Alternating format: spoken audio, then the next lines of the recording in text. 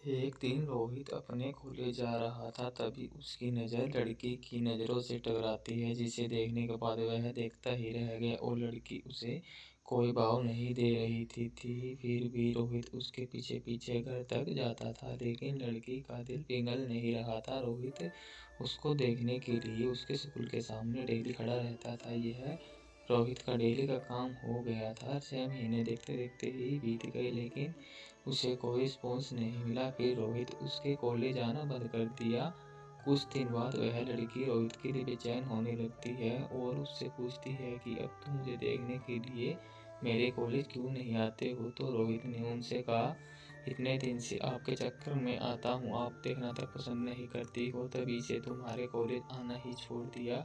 उस लड़की ने उससे कहा, मैं तुम्हारी परीक्षा ले रही थी, तुम मुझे कितना दिन तक फॉलो करते हो, वैसे मैं आपसे बेइंतहा प्यार करती हूँ। फिर रोहित ने उस लड़के का नाम पूछा तो लड़की ने अपना नाम सोनिया बताया। उसके बाद रोहित ने सोनिया को प्रपोज किया और सोनिया उसके प्रपोजल को एक्सेप्ट करती है और सोनिया और रोहित का प्यार दिनों दिन बढ़ता चला जाता है और सोनिया और रोहित इतना ज़्यादा क्लोज हो जाते हैं, साथ में घूमना और पार्क में जाना, डिनर करना, शॉपिंग करना आदत बन गई। रोहित और सोनिया का प्यार इतना ज़्यादा गहरा होता चला गया, एक दूसरे के बिना रह नहीं पाते थे। जितने प्यार गहरा होता गया, प्रेमी दोनों समाज की नज़र में आते गए।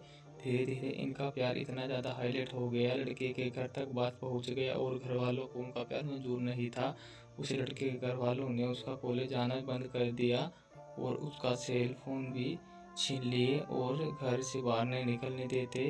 एक तरफा सोनिया रोहित के प्यार के लिए तड़प रही थी, उधर रोहित सोनिया के प्यार के लिए तड़प रहा था। तो एक दूसरे के प्यार में इतने मजबूर हो गए थे, सिर्फ एक नज़र देखने के लिए तरस गए थे। और सोनिया के घर वालों ने उससे शादी करने का प्लान बना रहे थे। जब यह बात सोनिया को पता चलती है तो सोनिया शादी से डायरेक्ट मना कर देती है और कहती है कि मैं शादी सिर्फ रोहित से ही करूँगी, नहीं तो मैं अपनी जान दे दूँगी। यह बात सुनकर घर वालों को कोई फर्क नहीं पड़ा, उसे मारने पीटने लगे और धमकाने लगे। रोहित को मारने की धमकी दिए तो इस कारण से शादी से राजी हो गई। उसके दिलो दिमाग में रोहित ही था। उसके बाद सोनिया ने रोहित को एक लेटर लिखा, जिसमें लिखा था, मेरे प्रिय रोहित, मैं आपको छोड़ना तो नहीं चाहती, पर क्या करूं, छोड़ना पड़ रहा है। हम पहले किसी से प्यार नहीं किए थे और पहली बार आपसे प्यार हुआ था। मैं आपको आज से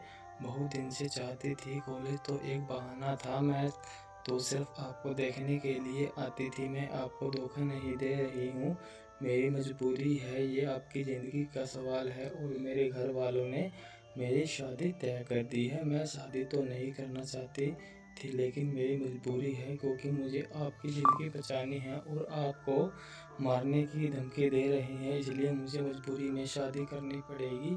प्लीज़ आप मुझे माफ़ कर दीजिएगा, आपकी मजबूर सोनिया। उसके बाद रोहित भी सोनिया के लिए लेटर लिखता है, मेरी प्रिय सोनिया, मैं कल भी बेइंतहा मोहब्बत करता था, आज भी तुम्हें बेइंतहा मोहब्बत करता हूँ। मैं तुम्हें तुम्हारे प्यार के लिए कुछ कर जाऊँगा, अगर आप नहीं तो यह ज़िंदगी किस काम की होगी। हम दोनों ने एक साथ जीने मरने की कस्में खाई थी, तुम ऐसे ही मेरा साथ छोड़कर चली जाओगी। तुमने एक बार भी नहीं सोचा कि तुम्हारे सिवा मेरी ज़िंदगी में कोई भी नहीं है। सोनिया ने तुम्हें कभी भी नहीं भूल पाऊँगा, जब तक मेरी सांसें चलेगी तो तुम्हारे नाम से ही चलेगी। वो ज़िंदगी मुझे नहीं चाहिए जिस ज़िंदगी में तुम ना हो। सोनिया, जब से तुम बिछड़ी हैं, तब से मैं तुमसे मिलने की बहुत बार कोशिश की, लेकिन तुम्हारे घर वालों ने मुझे मिलने नहीं दिया। सोनिया, मुझे लगता है कि मेरी ज़िंदगी में खुशी लिखी ही नहीं है, मेरी ज़िंदगी में तो सिर्फ आंसू ही आंसू लिखे हैं।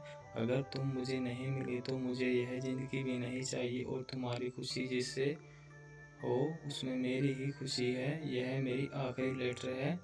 और सोनिया उसका लेटर रो रो कर पढ़ रही थी और उस दिन उसकी शादी भी थी। सोनिया को रोहित से जुदाई बर्दाश्त नहीं हुई, इसलिए सोनिया ने शादी से पहले ही जहर खा लेती है, जिसके कारण उसकी मौत हो जाती है और यह सूचना रोहित तक पहुंचती है। रोहित उसकी मौत का सदमा बर्दाश्त नहीं कर पाता है, जिसके कारण वह भी अपनी जान दे देता है। सच्चे प्यार का अधूरा अंत हो जाता है।